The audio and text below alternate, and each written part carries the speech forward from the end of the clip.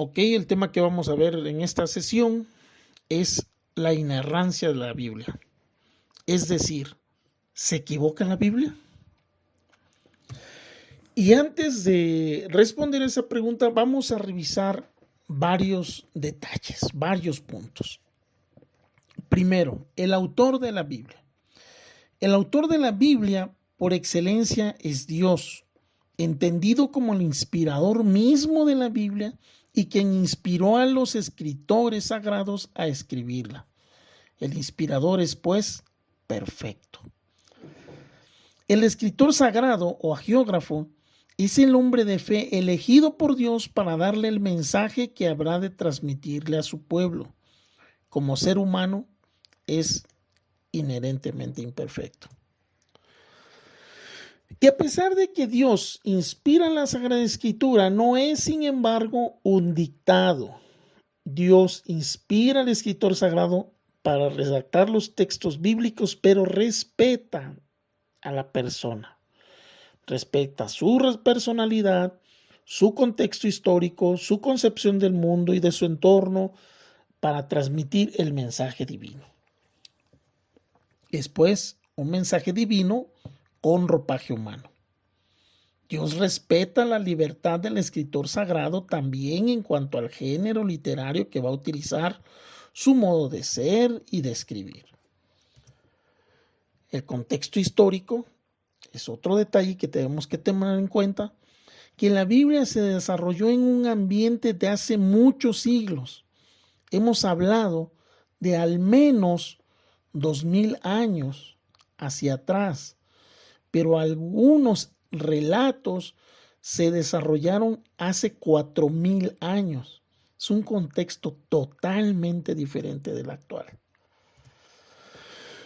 La tradición oral es otro punto que tenemos que tomar en cuenta, que muchas de las historias descritas en la Sagrada Escritura se desarrollaron y pasaron de boca en boca, de padres a hijos, de generación en generación, a lo largo de siglos en algunos casos, antes de ser agrupadas, ordenadas y puestas por escrito.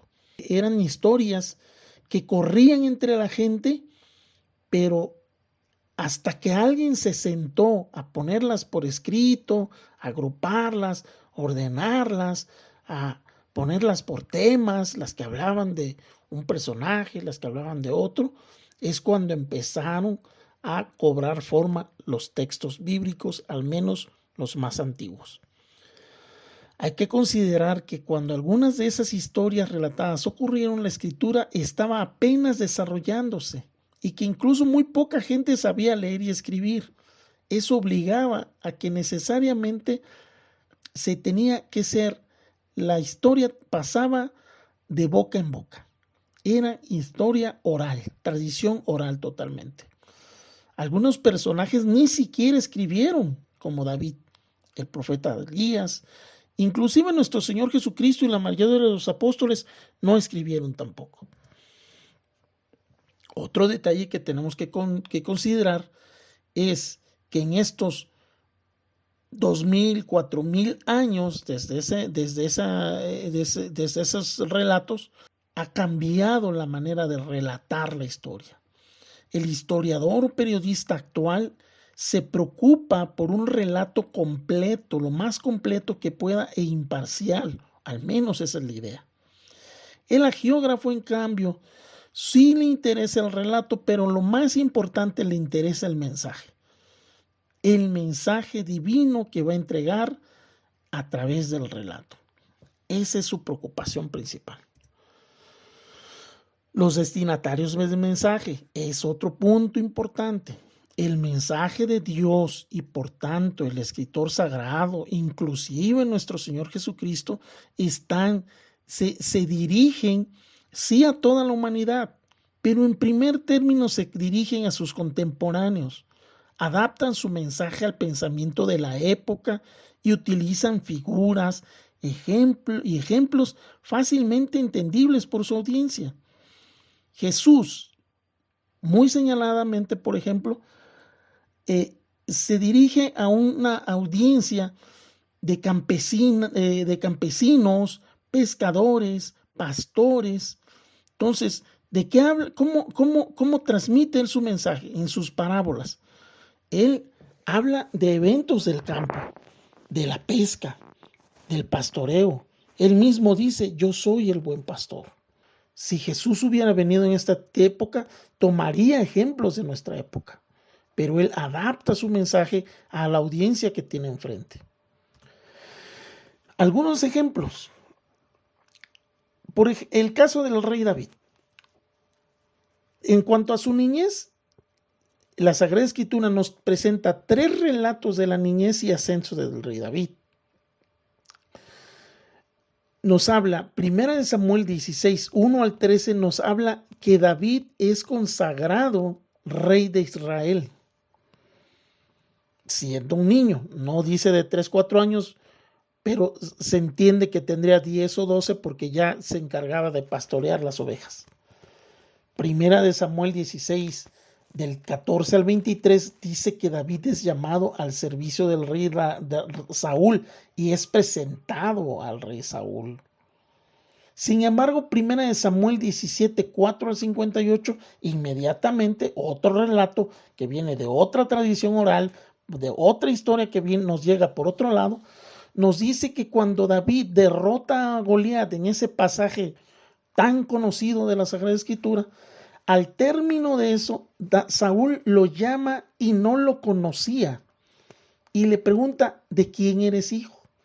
Es otra tradición oral. Una más. Primera de Crónicas 27 dice que inclusive no era David, sino Jonatán, el hermano de David, quien mató a Goliat. A veces estas historias se nos pueden revolver. Pero inclusive en la actualidad eso nos podría ocurrir. Un caso, si vemos en la calle un accidente automovilístico, un choque entre 2 autos, alguna persona que lo vio dirá, es que este auto tuvo la culpa. Pero quizás el de enfrente, el que estaba del otro lado de la calle, diga, no, es que el señor, alguien se atravesó y por eso hubo este choque. ¿Sí? Alguien más dirá, no, es que algo más pasó. Y habrá el que no vio nada, ¿no? Y que simplemente repita y llegará el periodista y recabará las versiones de cada uno y quizás tratará de armar una sola historia con todos los testigos. ¿Sí? Eso nos podría pasar ahora. Si no hubiera ese periodista, entonces habría varias versiones, varias historias. Quizás el que vio todo podría darnos una versión más exacta, pero si le toca que se lo cuenten de generación en generación en generación, podría ser que algunos detalles se pierdan o la historia quizás podría distorsionarse. ¿Qué no debemos perder de vista en estos casos? El mensaje. El mensaje en este caso sería que David, siendo el que se considera en la historia de Israel el rey más importante de todos, el rey ideal, el prototipo, la figura del Mesías, así de importante era es la figura del rey David. Dice la Sagrada Escritura, dice Dios, David es un rey conforme a mi corazón, es decir, es un rey que me obedece, es un rey que me agrada porque está siempre pendiente de mis mandatos, es un hombre de fe, fiel, leal. ¿Sí? Tan importante es que a David se le da la promesa más adelante de que uno de sus descendientes ocuparía su trono, el trono de David por siempre. Mateo, en el primer capítulo de su evangelio, a través de las genealogías, tendrá especial cuidado de mostrarnos que Jesús es ese hijo de David prometido por los profetas.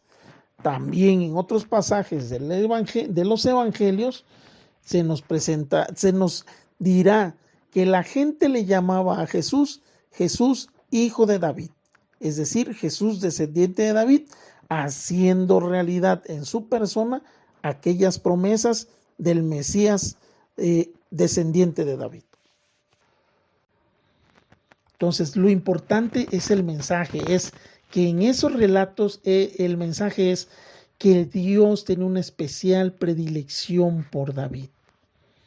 Cuando David derrota a Goliat, es que Dios estaba con David, que Dios está con su pueblo para librarlo de sus enemigos, que Dios es un Dios que está del lado de Israel. Otros ejemplos que podemos ver, Génesis 1:6 nos habla que Dios separa las aguas de arriba de las aguas de abajo. Y esto es muy interesante. Estamos hablando de una concepción del mundo de hace, vuelvo a insistir, de hace miles de años. Y en ese tiempo sabemos que la gente pensaba que la tierra era plana. Entonces, es plana, tiene unos cimientos, unos fundamentos, la tierra está afianzada y como que flota en el agua. Aparte un domo, ¿sí?, que lo cubre, que cubre la tierra y que sobre ese domo hay aguas, las aguas de arriba, las aguas del firmamento. Inclusive pensaban que las estrellas colgaban de ese domo, ¿verdad? Dios permite que eso ocurra porque es la manera en cómo la gente se expresaba, ¿sí? Y como ya vimos en un capítulo, en una sesión anterior, Dios es un pedagogo y nos va llevando poco a poco. No nos revela toda la verdad de un solo golpe, sino nos va llevando poco a poco. Entonces, eso es totalmente, Génesis 1:6 es la concepción del mundo de esa época. Génesis 1, del 1 al 31, nos dice que Dios crea el mundo en 6 días. ¿Qué es lo importante aquí para el geógrafo? Darnos el mensaje de que si Dios mismo trabajó 6 días y descansó un día, el ser humano debe también trabajar 6 días y descansar uno. Más allá de que sabemos actualmente que hay estudios que indican una creación del mundo en 14.700 millones de años, no importa. Como decía algún predicador alguna vez, escuché, Dios puede crear el mundo, destruir el mundo y volverlo a crear en un segundo, en un instante. Claro que lo puede hacer en 6 días, lo puede hacer en 14.700 millones de años, lo puede hacer en un instante, como la teoría del Big Bang. No es el tema, pero claro que Dios puede hacerlo.